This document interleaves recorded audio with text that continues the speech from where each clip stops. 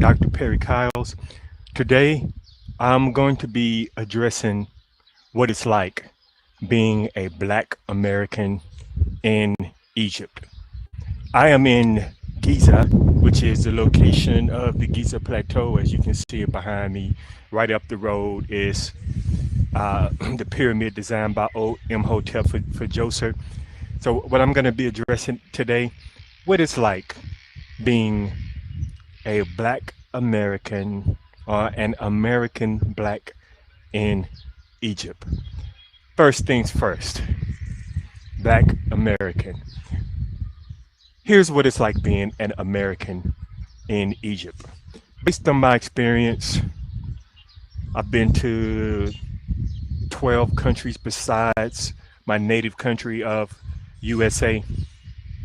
Being being an American in Egypt is much like being an American in many other places. Because of the passport, the experience is largely privileged. Egyptians speak about this more explicitly than they have in other places that I've been. But that American passport goes a very long way. We have elongated stays. Now, the cost of that 6 month tourist visa and all of these visas, it may be a little bit more because you're an American. I'm not quite sure, but I'm never complaining about it because I want to be in Egypt. Now, if I was indifferent to Egypt, someone else dragged me here, like a woman or parents or someone like that, then I may be unhappy about what I have to go through to get the visa. But being an American, once you get the visa, you're talking about 6 months without any without any serious problems. In general, the people are when they find out you're an American, they always say welcome. The reception is positive. I've done a test before, whereas a driver thought I was Nigerian. I didn't say anything. He was a little indifferent. I would say I won't go so far to say cold, but he was indifferent. When I told him I was an American, his attitude changed instantaneously. So let's talk about why. For one, Egypt and the United States don't have long-standing ill will towards each other. In general, I would say there's goodwill between the two countries. One of the things that makes it easier for people like me. Hello, hello. Okay. One of the things that makes it easier for people like me is that there are no American bases here. The United States is not at war with Egypt, and neither is Egypt at war with Israel. The Egyptians gave the Israelis more than they can handle several years ago when they took back the Sinai Peninsula. So right now, the war that's taking place in the Middle East has not dragged Egypt into it, and because of that, I have a relatively comfortable existence here in Egypt. Now, another reason why I may be well received as an American is because the American currency is strong relative to the Egyptian currency, and I can see that a lot of times the Egyptians, they're happy to receive that American currency. Even when, let's say, you renew a visa, you have to pay them in American money. They may take euros, but I know for certain they prefer US dollars. So you may have to go to the exchange, get those US dollars, then pay for your visa.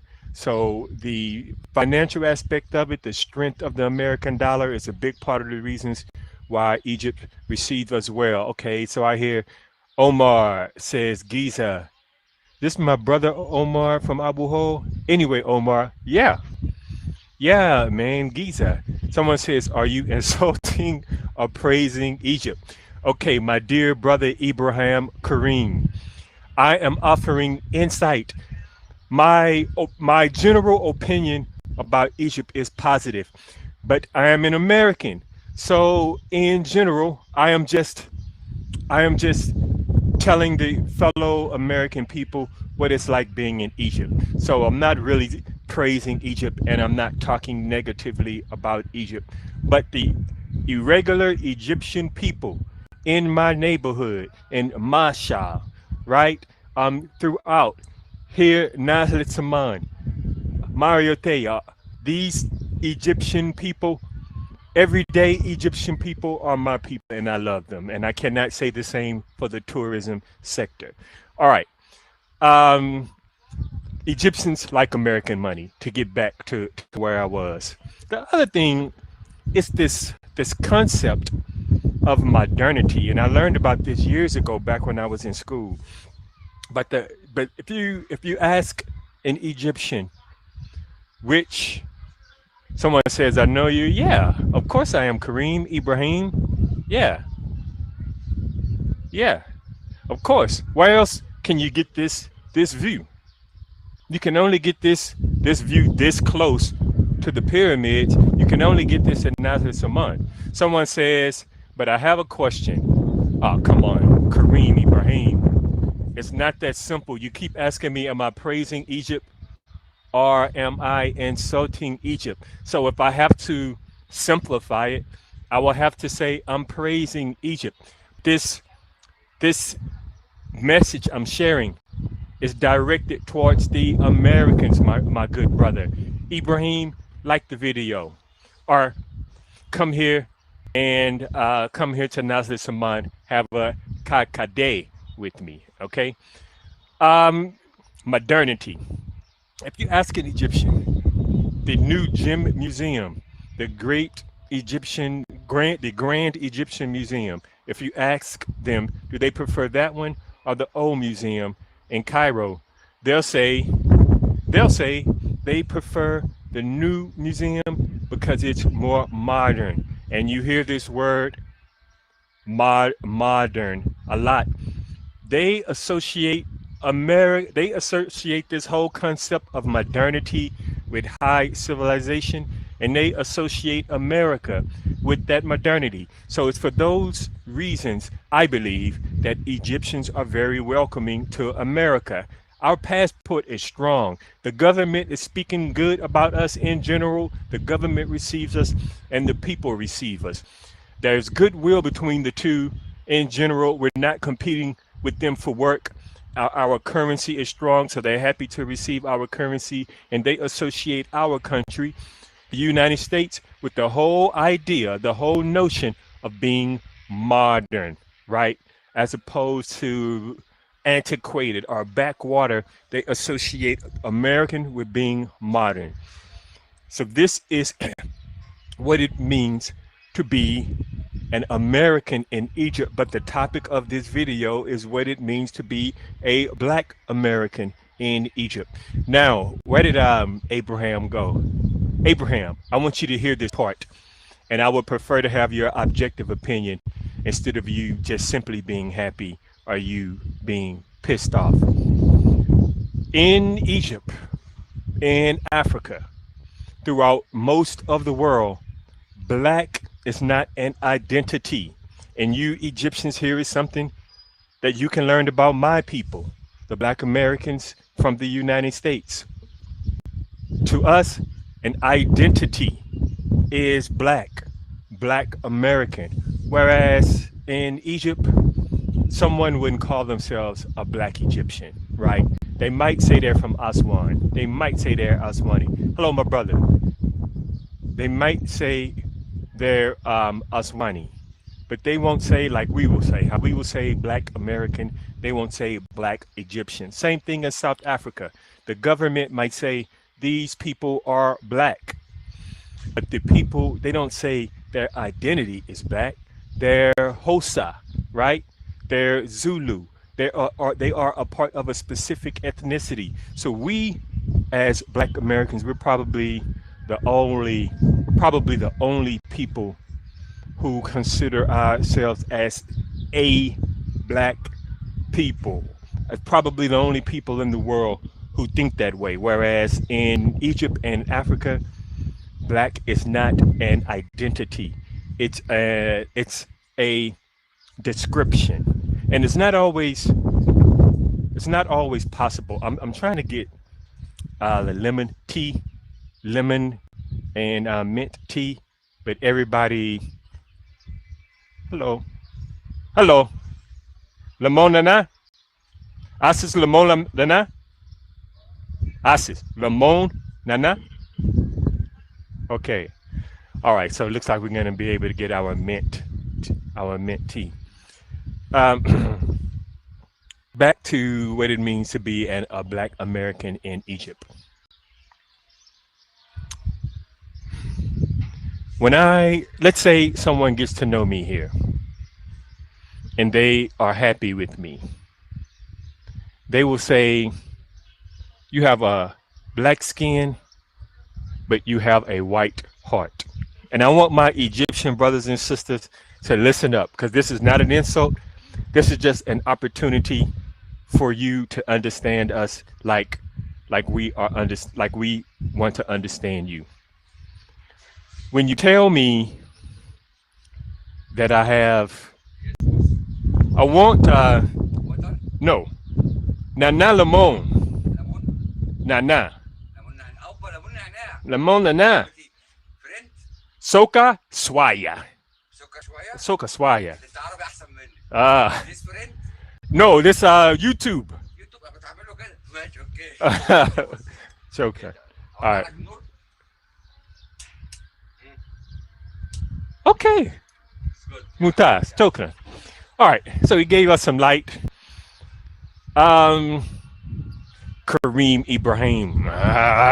Kareem. Anyway, when you tell me that I have black skin but a white heart, this to a black American, this is it's not a compliment. Now, it's not an insult. It doesn't hurt our feelings, but it's not a compliment, because in the black American socialization, culturalization, um, black American socialization, culturalization, black is positive. It's a positive thing. It's not an insulting thing. So we don't say, oh, you're black, but, right? You're black, but your heart is white. If you tell me I have a white heart, to me, this means that it means that you respect the lives of the whites, but you don't respect the lives of the blacks. So, and I'm telling you what this means in our American culture. I know it may be different here in Egypt, but you would never, in America, you would never say to a black person, you have black skin but a white heart, because when you say this, you are insulting our skin color. But in our worldview, from our perspective, our color is beautiful. So we don't see white as good and black as bad, whereas it may be a part of some other folks' cultures. Here's the second thing, and I'm going to say this not just to my Egyptians, but to my black Americans. Smoke the Game official. Welcome. Actually dope that you have light. That's actually dope that you have lighting. Yeah, they just turned the lights on. Thanks, Smoke the Game. All right. So what is it like then being black if you're not an American? If you don't have the benefit of that American passport? Well, if you're black and you don't have the benefit of that American passport, if you're Aswan, in Aswan, they're gonna assume you're a black Nubian. You're a Nubian from Sudan. But here where I am in Giza, right? Not Gaza, where the genocide is taking place, but I am in Giza. Here in Giza, they will assume you're either from Nigeria, because lots of Nigerians come here because they're Muslim. and they can get really inexpensive health care, especially if they live in Europe or something like that. Nigerians and African Muslims will come here to Egypt. Also, Sudanese and Syrians and folks like this come here to escape war in their countries. But for someone like me, they just assume that I'm Sudanese. And when they assume that I'm Sudanese, they call me Azul. Azul, or they shorten it to just Zol. But I'm not Zol. Zol is a person from Sudan, and I've gotten different explanations as to what it means and why they use this word. But Zol, when they say Zol, they assume you're from Sudan. And judging by the tone of it, it's not positive, right? A child may tease you, right, by calling you Zol. So when they call me Zol, they're saying this because of my skin color. And this leads me to believe that in general, between the way that they refer to the Sudanese as Zol, the way they say you have black skin but a white heart, this leads me to believe that they think negatively about the skin color black. All right, so I've given you what it means to be an American in Egypt, and I've given you what it means to be dark, have very dark skin, to be Africoid or black in some people's eyes in Egypt. But what does it mean now to be a black American in Egypt? Like me, a black American. We are a distinct people. Our history in America goes back further than most of the white Americans. Now, what's interesting as a black American, when an Egyptian sees you in Egypt, they instantaneously assume that you're a foreigner. So if I say I'm an American, they say, oh, yeah, but really, you're from Africa, right? You're Nigerian. They always are Al-Kirgiti, grandfather. They think you're from Africa, and I always explain to him that my grandfather's grandfather, I'm not even sure if I say it right. I'm giving them like 10 out of care, which I think means great, and Gidi means grandfather. I'm trying to explain to them how long we've been in America, that I'm truly an American in that sense, not just an African with an American passport. But what's interesting about this, growing up in America, you never conceive, thank you so much. You never assume that there are black people in Mexico, there are black people in Thailand, black people in Philippines, indigenous. Someone says, don't write in Arabic because he won't understand. Yes, that is correct. Asma, is what I'm saying, is it coming across clearly? What I'm explaining is how in America, we don't know that there are black people in other countries, like in Asia, indigenous people in Asia and places like that, because we don't see them on TV. Egyptians, I think they don't grasp that there are black Americans who have been there 400 years, and we're not just Africans with an American passport. The other things, and I've already mentioned this, but I'll say it one more time. Black Americans, we're very, very proud to be black. And one thing you should know about us, we have lifted up the ancient Egyptians for 170 years. And I'll be upfront with you. We know the ancient Egyptians were African. They were black like me. So that our black pride that we're conditioned with and that we know that ancient Egyptians were originally Africans. This creates conflict sometime between us and the Egyptians. For example, there have been some Egyptians here that seem like good people, but the modern Egyptian, he is at conflict. He is almost at an, you can say, an intellectual battle with what he is calling the Afrocentric. So to them, to say ancient Egyptians were African, ancient Egyptians were black, to them this is Afrocentric, and they are moving towards a culture that's focused more so on the uniqueness, the distinction of being Egyptian, as opposed to just, hey, what's up, my brother? How are you? Said. No, I said Kifa Hadik. Kifa Hadik. Tamam. Okay. My little bit of Arabic coming in handy. So this gulf between the Egyptian people, particularly those in the tourist sector, and the black Americans, someone says I'll get you an ID card, and the black Americans, this is a gulf, because the more they identify with that ancient Egyptian history, the more they focus on it in terms of tourism, and tourism is at an all-time height. Right now, Egyptian tourism has reached where it was before COVID. So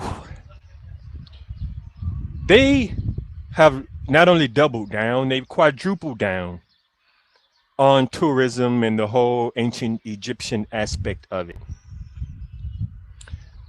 And they, many in the tourist sector, they believe that the biggest threat to all of that is the Black American Association with Kemet. But it's not, they frame it as an intellectual argument. It's not an intellectual argument. It's just their discontent with black, right? Which is a cultural thing. So what I will say, and let me say this, I'll say this first to the Black Americans. I'll say this first to the Black Americans. You should be running towards ancient Egypt. You should be running to Kemet. They're the fathers of Christianity, Islam, and Judaism as we know it. They're the fathers and mothers of civilization as we know it. We should be running towards Egypt. We should be running towards Kemet, not running away from it.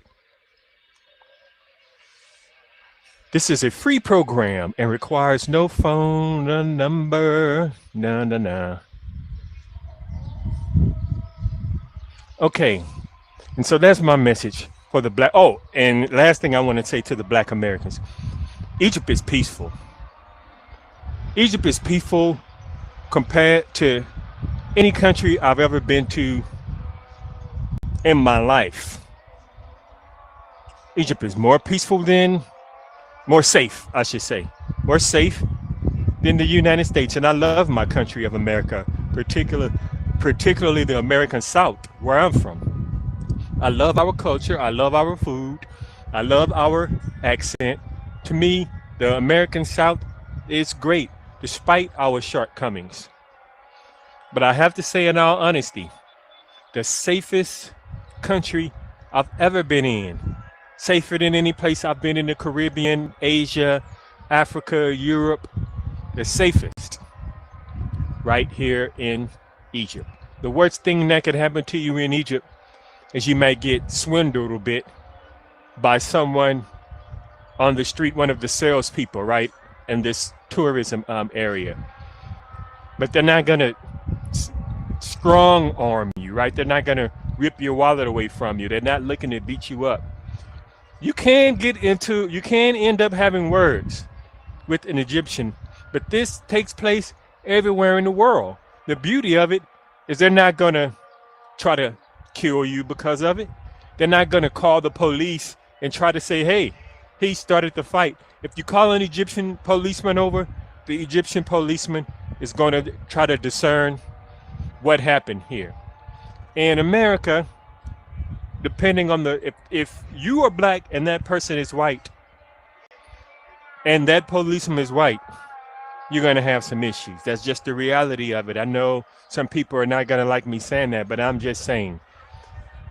Right now, Egypt has good stability because right now you can see the currency. It's stumbled a bit, but it's hanging on. But despite that, the streets are very safe. But you can see since coronavirus, you can see how weak the American, how consistently weaker the economy has been going, more inflation, and it's affecting the people's attitude, their morale. And then when the Democrats allowed all of those illegal aliens into America, it made it worse because they came with some really downgraded racist beliefs from Latin America or Asia or wherever they came from. Not only are they bringing that attitude to America, but they are competing with Americans for work. And so here, as an American, Egypt, once they found out you're an American, they know you're not here to compete with them for work. So I have to say, what has it been like being a black American living in Egypt? I've been coming here on and off for several years, but I've had more like really elongated stays. And I have to say it's safe. I really appreciate the people. I love the protein, meatless protein and vegetable based breakfast. I love the history because here, any given weekend, you can be in Alexandria. You can be here behind me, the Giza Plateau, which I think is $14, and you can spend all day here. That's Kent Kawus, the last person of the 5th dynasty. She was a pharaoh, and she's buried right here. Folks don't talk about her. There's a female, a priestess that's buried here. They don't talk about her. There's so much history behind me here. The greatest museum in the world, which I think is the Egyptian Museum in Cairo. The Grand Egyptian Museum is not as good as the museum in Cairo, but nonetheless, I think I have expressed everything that I wanted to say. What it's like being an American in Egypt is great. The American passport is strong. The American dollar is strong. The people are receptive to Americans. They don't see us as competition. They see America as the height of modernity. And here, since the days of Ali Pasha, right? Even here, modernity is something that the Egyptians have been striving for. Now, what it's like to be a black in Egyptian, it depends. Are you an Egyptian? If you're an Egyptian, you have more social capital than anybody. If you're an Aswani, you're an Egyptian citizen, but you still have a lot of that original Nubian culture. If you're an African from somewhere, you will probably be happy being here because maybe you're a Muslim. So you will be happy in Egypt because it's a very safe and inexpensive place. Now, they will assume you're Sudanese and call you Zol. But I try to explain to them, I'm not a Zul. I'm Aswit American, Black American. But they really can't grasp why I'm calling myself a Black American. So hopefully you people who are watching this that are actually Egyptian, you will understand, you will have watched this video and understand why I'm saying this. We are proud to be Black. What it's like to be a Black American in Egypt, you need to understand we are very proud to be Black. It's not something that we're ashamed of. It is not something that we see as a negative. We're socialized to believe that is positive. And sometimes the Black American and the Egyptians in the tourism sector We may clash over the idea that those in the tourism sector want to present the ancient Egyptians as being white, which is an absurdity, but we already know that they were black. And we were proud of them for being black way back before the Egyptians began to be receptive to the ancient Egyptian worldview, culture, tourism possibilities. So that's it. I'm gonna see if these are these bots or someone trying to say something to me. Asma. Okay, Asma left. Let's see, am I able to bring these up? How does that work?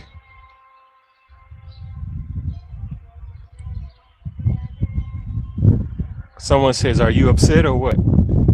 Okay, so that person is not strong in English, but no, I am not upset, and I am not bouncing off the wall with joy. I'm happy, and I'm even killed. I'm more so in a reflective, contemplative, intellectual mode.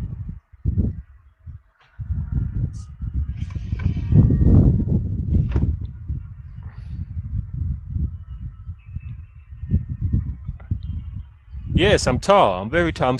I'm almost 200. Okay. I'm almost 1.97 meters. Yes, I'm very tall. Morsi. Someone says it's an investigation. Yeah.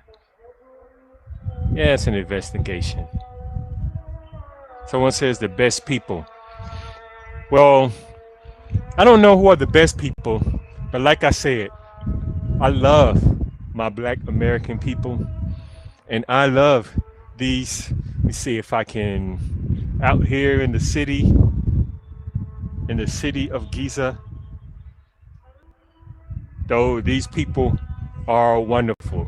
All right, so I'm gonna go ahead and wrap it up. I have enjoyed this exchange, and I'm appreciative to all of you that have taken the time to listen.